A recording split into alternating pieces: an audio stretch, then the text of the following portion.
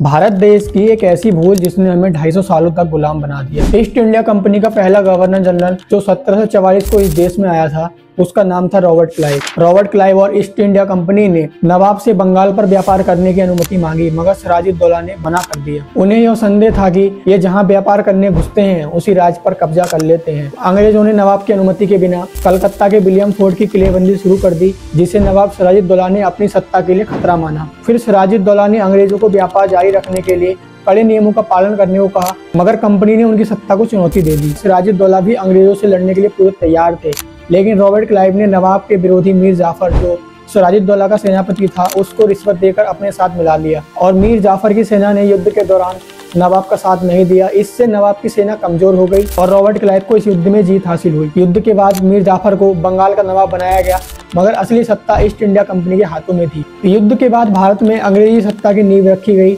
मीर जाफर की इस गद्दारी के कारण भारत 250 साल तक अंग्रेजों की गुलामी में चला गया।